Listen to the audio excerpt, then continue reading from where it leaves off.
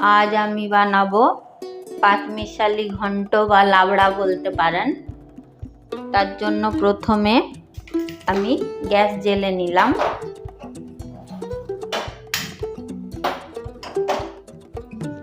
এবার আমি এই কড়াইতে একটু মৌরি ভেজে নেব।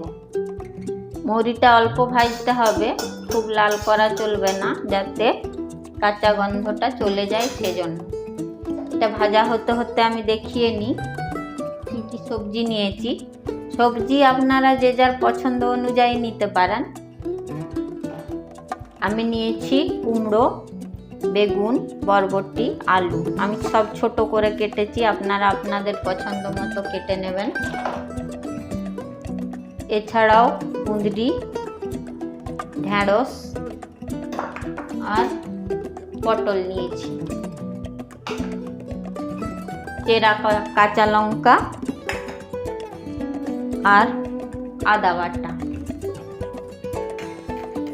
আর ফোড়ন দেব। এটা অল্প ভাজা হয়ে গেছে, এবার এটা নামিয়ে নেব।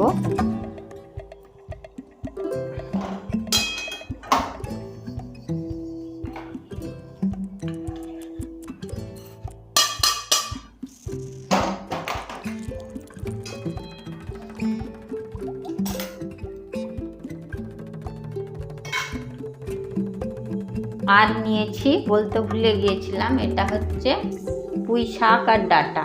এটা অপশনাল, আপনারা চাইলে নাও দিতে পারেন। যারা পছন্দ করেন না ঢেঁড়স পুঁই ডাঁটা, বাদ দিয়ে অন্য সবজি দেবেন।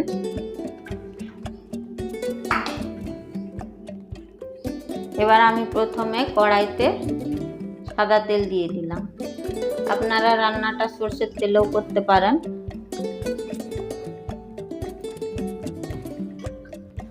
তেলটা গরম হয়ে গেছে। প্রথমে আমি ঢেঁড়সটা ধুয়ে নিয়েছি, তারপর কেটেছি। ঢেঁড়সটা ভেজে নেব।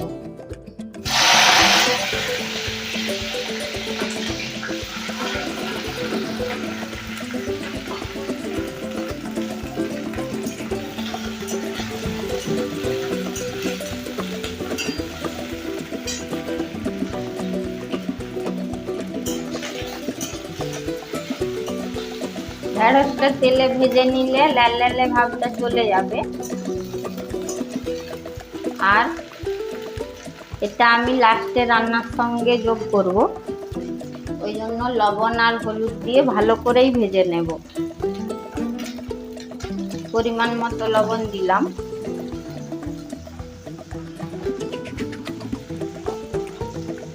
আর অল্প হলুদ দিলাম।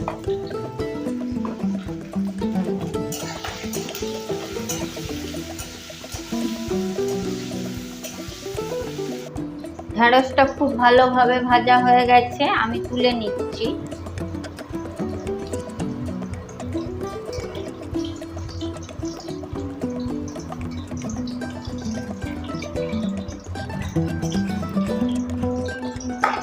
এবার এই তেলের মধ্যেই বেগুনগুলো ভেজে তুলে নেব।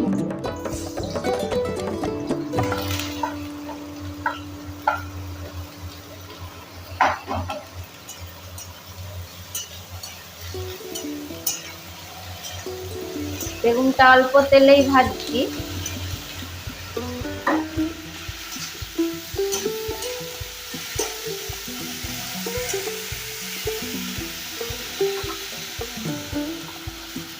একটু পরিমাণ মতো হলুদ দিলাম।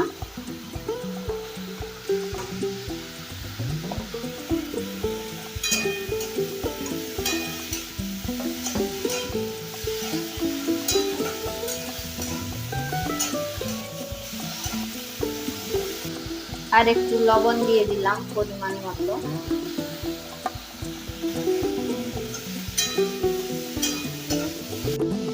এই রান্নাটা আপনারা বাড়িতে বেঁচে যাওয়া সবজি দিয়েও করতে পারেন। একটু একটু সবজি বেঁচে ফ্রিজে রয়ে যায়, সেগুলো সব কেটে এরকম পাঁচমিশালি ঘন্ট বা লাবড়া যাই বলবেন, একটু একটু অল্প অল্প দিয়ে তৈরি করতে পারেন।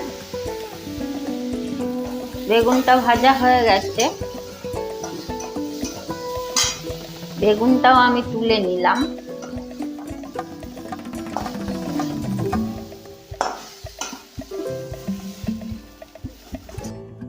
বেগুনটা ভেজে না তুলে নিলে ঘাটা ঘাটা হয়ে যাবে, সেজন্য বেগুনটাও তুলে নিলাম। এবার আমি পরিমাণ মতো পুরো সবজিটার জন্য তেল দিয়ে দিচ্ছি। খুব বেশি দেব না, এটাতেই হয়ে যাবে। এবার আমি এই তেলের মধ্যে তেজপাতা, পাঁচফোড়ন,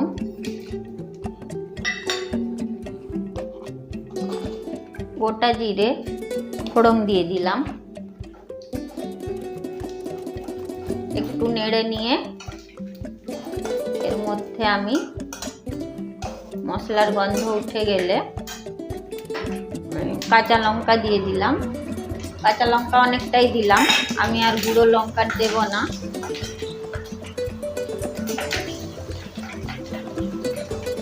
এবার এর মধ্যে আমি প্রথমে কুঁদরিগুলো শক্ত বলে কুঁদরিগুলো দিয়ে দিলাম।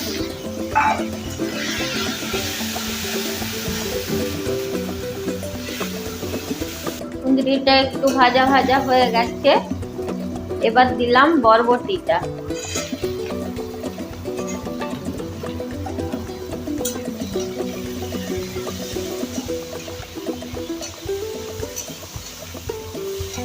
বরবটিটাও অল্প ভাজা হয়ে গেছে, এবার এর মধ্যে আমি দিয়ে দেব আলু।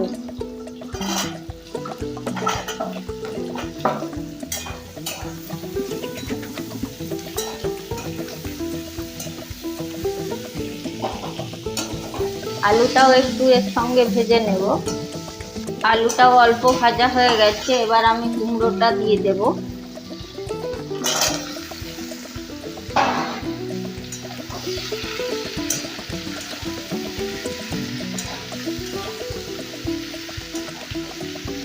এবার দিয়ে দেব পটল।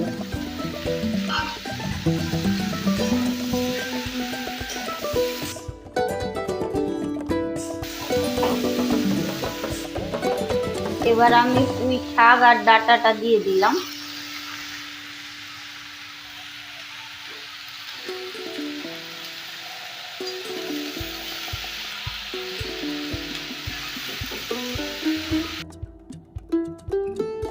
ভালো করে মিশিয়ে নিলাম।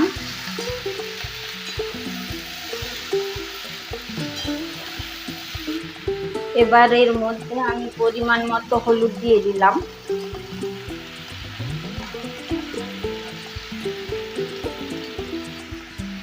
আদা বাটাটা দিয়ে দিলাম।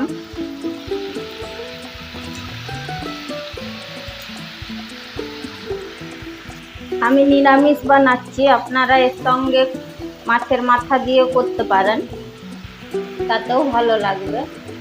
পরিমাণ মতো লবণ দিয়ে দিলাম। নিরামিষ দিনে এই রান্নাটা করে খাবেন, খুব ভালো লাগবে।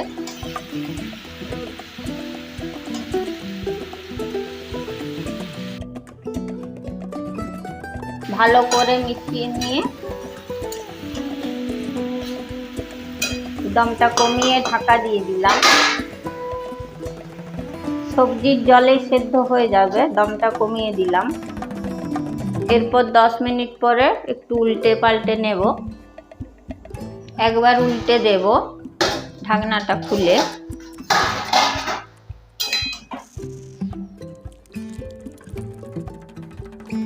সবজি থেকে জল বেরিয়ে গেছে, এই জলেই সবজি সব সেদ্ধ হয়ে যাবে।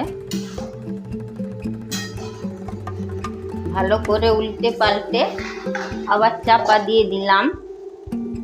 অল্প আঁচে রান্নাটা আরো হবে। আবার ঢাকা খুলে একবার নাড়িয়ে দেব।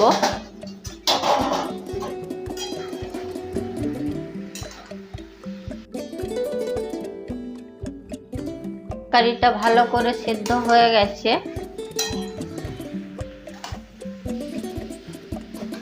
এবার আমি এর মধ্যে ভেজে রাখা বেগুনটা মিশিয়ে দিলাম।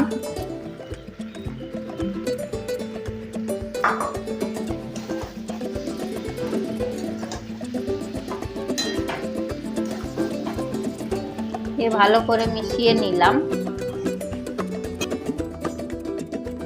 দেখুন তরকারিটাতে আমার তেল বেশিও হয়নি আবার কমও হয়নি, ঠিকঠাক হয়েছে। এবার আমি কিছুক্ষণ পর ঢেঁড়সটাও মিশিয়ে দিলাম, দিয়ে আবার ভালো করে মিশিয়ে নিলাম।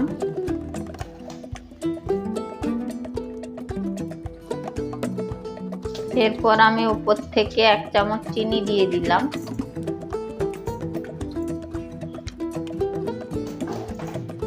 চিনিটা ভালোভাবে মিশিয়ে নিলাম।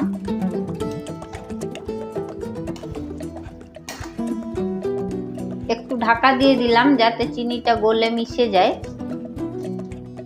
এবার কিছুক্ষণ পর ঢাকাটা খুলে দেখব।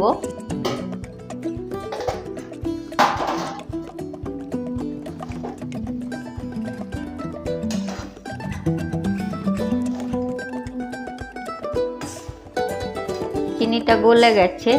এবার যে প্রথমে মৌরিটা আমি শুকনো খোলায় ভেজে রেখেছিলাম, শরীর ঠান্ডা থাকবে বলে এই মৌরিটা উপর থেকে ছড়িয়ে দিলাম।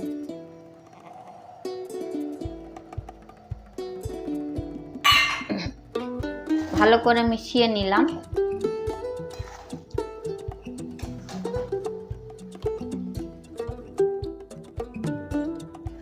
আমার রেডি হয়ে গেছে পাঁচমিশালি ঘন্ট। এটাতে একটু আমি স্ট্যান্ডিং টাইম দিয়ে দেব ঢাকা দিয়ে, দিয়ে ঠান্ডা হলে পরিবেশন করব। গ্যাসটা বন্ধ করে দিলাম। এবার ঢাকনা খুলে পরিবেশন করে দেব। দেখুন জল না দিয়ে কত সুন্দর সেদ্ধও হয়েছে আর রান্নাটা হয়ে গেছে। এটা নিরামিষ দিনে করে দেখবেন, খুব ভালো লাগবে।